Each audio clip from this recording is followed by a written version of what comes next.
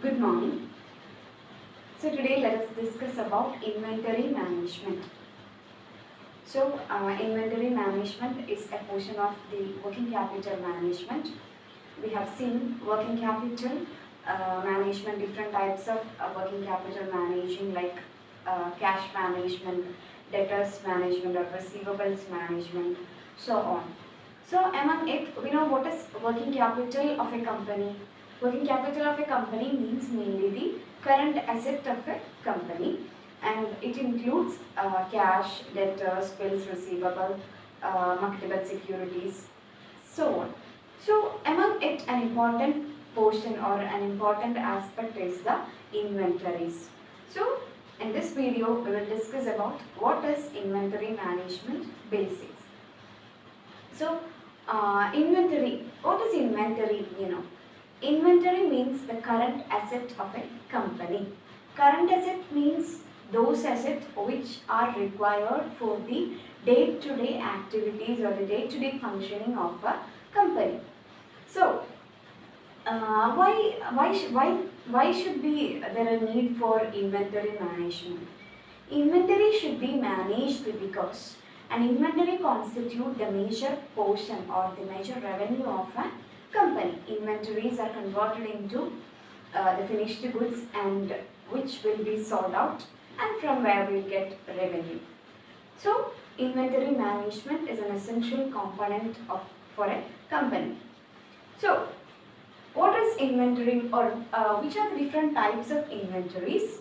Inventory management or inventories are classified into raw material, work in progress and finished goods. Okay. So mainly there are three types of inventory. One is a raw material, that is the initial or the raw product which are required for the production. Second is work in progress inventory. Work in progress inventory means those raw material which we have been put into the process of production. And the last one is finished goods inventory, that is the inventory, the raw material once it is converted into work in progress, and then it will be moved on or it will be placed as finished, it will be converted to finished goods which we will sell, and from there we get the revenue. Okay, so these are the different types of inventory, and why inventory management should be considered important, because we should have adequate amount of inventory. Adequate amount or adequacy is an important component. There should never be excess inventory or too less or scarcity of inventory. So that is why there is a need for inventory management. Now let's discuss about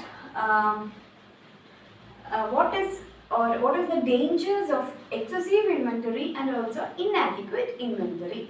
That means if there is too much of inventories, what will happen? Let's see. So if the inventories of our firm is too high, then it will consume more funds, because we use a lot of our money to buy the inventories, and it will result in locking of our funds in the inventories alone. Another danger or another negative of carrying excessive inventory is that it consumes high carrying cost. Carrying cost means the cost of cost of purchase of the inventory. So it consumes the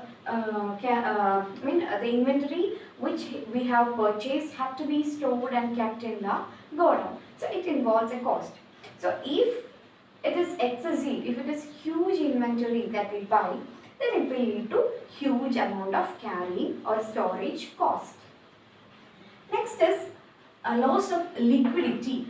Liquidity means if we invest more of our money in the raw material or in the inventories alone, it will lead to liquidity, or we may not be having adequate liquid amount or liquid cash in our hands. Then physical loss. Too much of inventory if we stock, it may lead to its damage or theft, waste, mishandling and all. So these are the drawbacks of holding huge amount of inventory or excessive inventory. Similarly, if we hold too less inventory, what will be the problems?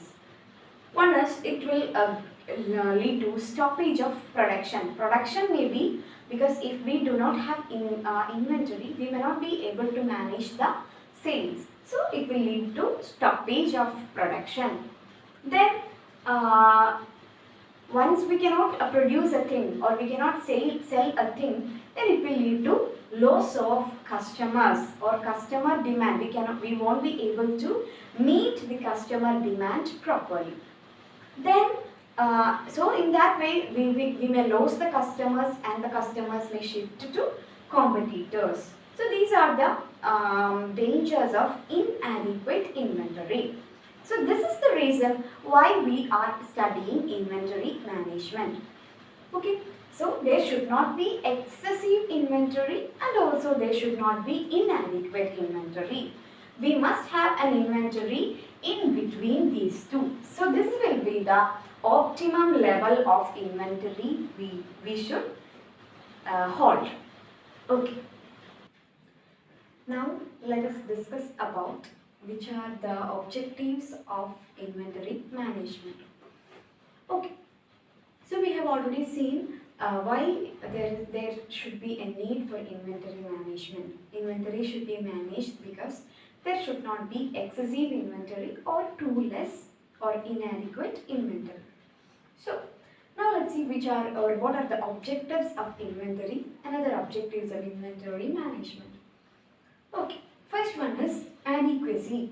Inventory should be managed because we should have adequate amount of stock on time. We should have adequacy in selection or by choosing inventory. There should be enough of inventory. So that is an important objective or the first objective of inventory management. We manage inventory so that we get timely, adequate inventory for the production. Second one is to minimize excess investment in inventories.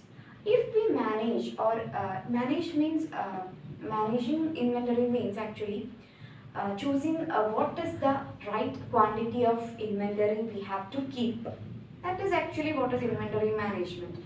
How much amount or how much quantity of inventory should be held with the firm at a time. That is actually what we mean by inventory management. So, through that inventory management, it minimizes excess investment in inventories. So, if we know how much amount or how much quantity of inventory we have to store, then we need not do excess investment or we need not spend huge amount of money in investing in inventories. So it minimizes excess investment in inventories. We can just have the adequate amount of investment of inventories. Next is it minimizes ordering and carrying cost. Ordering and carrying cost means once we have to purchase the inventory, there is a cost. Similarly, the purchased inventory have to be stored in the firm. So it involves different costs. So if there is a huge amount of inventory, we have to pay a huge amount of ordering and carrying cost. Then another objective is to avoid over and understocking, as we have already discussed. There should not be too high or too less overstocking and understocking of inventories. And then last one, it minimizes losses. Minimize losses means it minimizes losses due to theft, mishandling, such type of things. So these are the different objectives of inventory management. So this is why we have to manage the inventory. Next is there are different motives of holding inventory. Motives of inventory management. Mainly, there are three types of motives told. One is transaction motive, second one is production motive, and third one is speculative motive. Okay, so what is transaction motive means? Inventory is required for the day-to-day activities of a business. That is here what is day-to-day transactions. Inventory is required. So that is the first one told transaction motive. Second one, production motive. Here it implies that inventories are also required to meet unforeseen changes. If sometimes we may get sudden or quick orders, so at that time we may not be anticipated it before. So we may need a few amount of inventories. So that is production motive and to meet unforeseen or unanticipated orders. And last one is speculative motive. Speculative motive, as we have already know, speculative here means that we can use some inventories for some profit making or opportunity cost. We can invest inventories in some other profitable avenues. So these are the mainly three types of motives for inventory management. One is transaction motive, that is to meet inventories for the day-to-day activities. Second is production motive, that is to meet unforeseen changes or unforeseen orders.